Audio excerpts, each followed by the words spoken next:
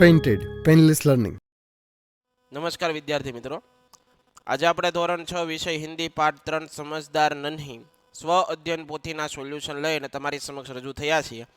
प्रश्न एक, निम्नलिखित प्रश्नों के सही विकल्प चुनकर सही निशानी कीजिए. नहीं बिच्छू को बचाती थी तब बिच्छू क्या करता था? डंक मारता था. भलाई करना मेरा स्वभाव है ऐसा किसने कहा? नन्ही ने. મિત્રો, હજી સુધી તમે અમારી પેન્ટેડ એપ્લિકેશન ડાઉનલોડ નથી કરી તો આજે જ પેન્ટેડ એપ્લિકેશન ડાઉનલોડ કરી લો, જેની અંદર દરેક વિષયના સ્વાધ્યાય પોથી, એકમ કસોટી, સ્વ અધ્યયન પોથીના સોલ્યુશન સાથેના વિડીયો તમને પ્રોવાઈડ કરવામાં આવશે. ભાવનગરની અંદર જો તમે વસવાટ કરતા હો તો એના માટે ધોરણ 8 થી 12ના તમામ વિષયોનું કોચિંગ પૂરું પાડતી કોચિંગ ઇન્સ્ટિટ્યૂટ એટલે કે આલ્ફા એકેડમી સરસ મજાનું કાર્ય ભાવનગર ખાતે કરી રહી છે. તમે એમાં જોડાઈ શકો, એનો સંપર્ક કરી શકો. યુટ્યુબની અંદર તમને અમારા વિડીયો ગમતા હોય તો અમારી યુટ્યુબ ચેનલ છે પેન્ટેડ યુટ્યુબ ચેનલ, હજી સુધી સબસ્ક્રાઇબ નથી કરી તો સબસ્ક્રાઇબ કરો, અને વિડીયો ગમતા હોય તો લાઈક કરો અને મિત્રો સુધી શેર કરો. बिच्छू का स्वभाव कैसा है? डंक मारना. हमें दूसरों के साथ कैसा व्यवहार नहीं करना चाहिए? बुरा व्यवहार करना नहीं चाहिए. वाक्यों को पढ़िए और उन्हें कहानी से घटनाक्रम के अनुसार लिखिए. नन्ही ने बिच्छू को दोबारा जीवन दान दिया. नन्ही ने बिच्छू को दलदल से निकाला. जब मैं इस गंदे स्वभाव वाले बिच्छू को नहीं बचाऊंगी माँ, मैं उसकी गंदी आदत छुड़ाकर रहूंगी, लेकिन बदले में उनसे मुझे डंक मार दिया. नन्ही ने बिच्छू को दलदल से निकाला, लेकिन बदले में उसे मुझे डंक मार दिया. अब मैं इस गंदे स्वभाव वाले बिच्छू को नहीं बचाऊंगी माँ, मैं उसकी गंदी आदत छुड़ाकर रहूंगी. नन्ही ने बिच्छू को दोबारा जीवन दान दिया. प्रश्न 3 प्रश्नों के उत्तर लिखिए. बिच्छू को क्यों पछतावा हुआ? बिच्छू को पछतावा हुआ क्योंकि 2 बार जीवन दान देने वाली बतख नन्ही को डंक मारना चला था. बिच्छू के स्वभाव के बारे में माँ ने नन्ही को कहा बताया. बिच्छू के स्वभाव के बारे में माँ ने नन्ही से कहा कि बिच्छू अपनी आदत का गुलाम है, उसे चाहे कितनी बार बचाया जाए वह बार बार डंक मारेगा, उसका स्वभाव है. नन्ही ने बिच्छू को क्या बचाया? बिच्छू दलदल में फंस गया था. उसने नन्ही से प्रार्थना की, बहन मुझे बचा लो.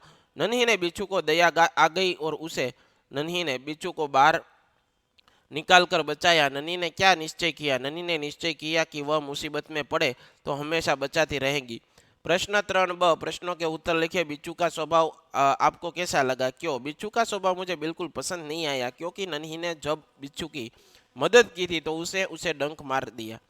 यदि आप नन्ही की जगह होते तो आप क्या करते? डंक मारता बिच्छू की आदत है, इसके साथ भलाई की उसकी भी डंक मारता है. नन्ही स्वभाव की अच्छी है, वह समझदार और उदार है. उससे बिच्छू की बुरी आदत छुड़ाने का संकल्प किया. वह बिच्छू के बुरे व्यवहार को भूलकर उसके साथ भलाई करती थी. आखिर बिच्छू शर्मिंदा होकर अपनी बुरी आदत छोड़ देता है. नन्ही की जगह मैं होता तो मैं उसके साथ नन्ही की तरह बर्ताव करता. बुरे व्यक्ति को सुधारने के लिए यह सबसे उत्तम मार्ग है. यदि बिच्छू की जगह आप होते तो नन्ही के साथ कैसा बर्ताव करते? सोचकर लिखिए. यदि बिच्छू की जगह मैं होता तो लोगों को डंक मारना की बजाय उसका शुक्रिया अदा करता और उसकी मदद की सराहना करता, ना कि उसे डंक मारता.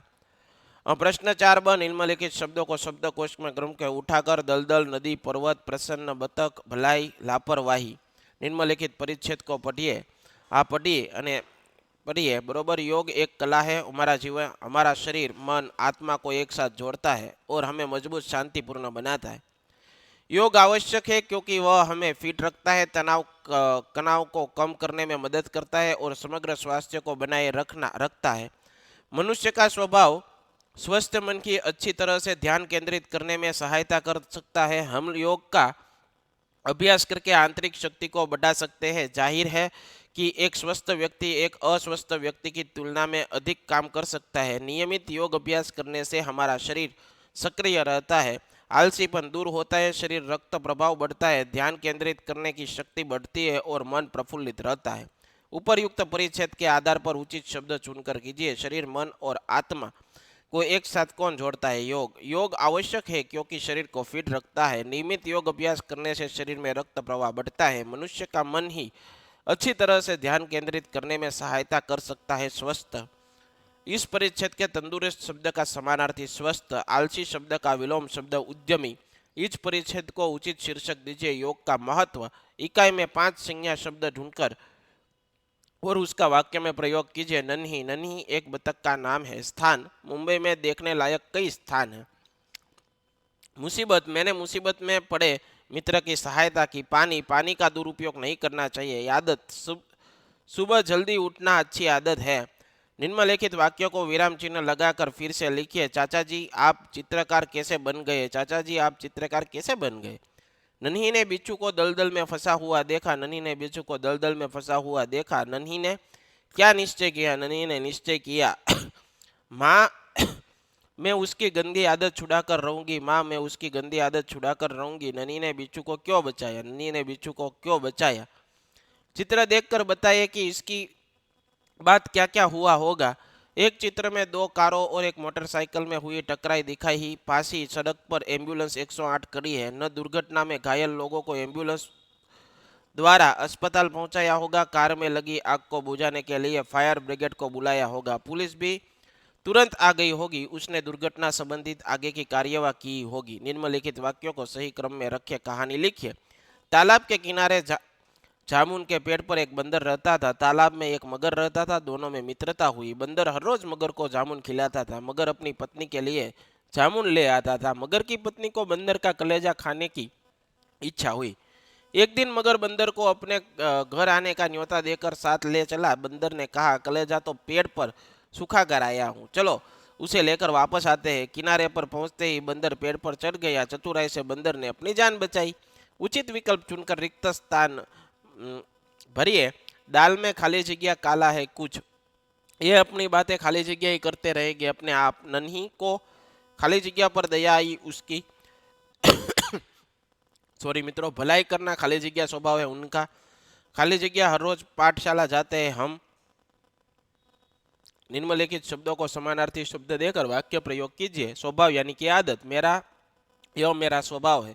राह यानी कि पंथ। वह राह बड़ी कठिन है। प्रसन्न यानी कि खुश। हम आपस में मिलकर बहुत खुश हैं। निर्दोष यानी कि बेकसूर। उस निर्दोष को सजा मिली। सहसा यानी कि एकाएक सहसा ही उनके मन में विचार आया। मुहावरों का सही अर्थ देकर उसका वाक्य में प्रयोग करके जीवन दान देना। मरने से बचा लेना, नया जीवन देना। डॉक्टर मरीजों को जीवन दान देता है।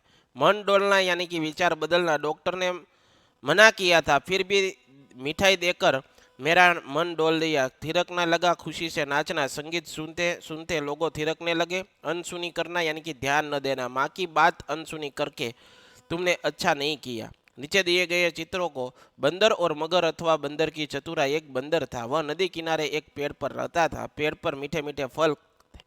बंदर फल खाता और खुश रहता था। एक दिन मगर नदी के किनारे आया। बंदर ने उसे फल खाने के लिए दिए। मगर और बंदर में दोस्ती होगी। मगर ने एक दिन कहा कि मैं रोज तुमसे मिलता हूँ और तुम्हारे लिए मीठे मीठे फल खाता हूँ।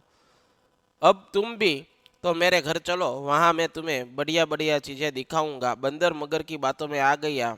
वह मगर की पीठ पर बैठ गया और नदी के बीच पहुंचकर मगर बोला मैं तो तुम्हारा कलेजा खाना चाहता हूँ। बंदर घबराया मगर उसने बुद्धि से काम लिया। उसने कहा अरे अपना कलेजा तो पेड़ पर सूखा रखा है। तुम मुझे पहले कहते थे, अब लौटकर किनारे चलो, मैं तुम्हें अपना कलेजा दे दूंगा।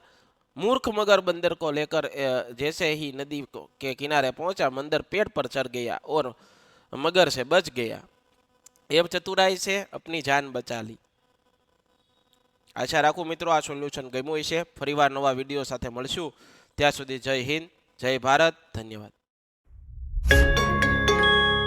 Painted Painless Learning.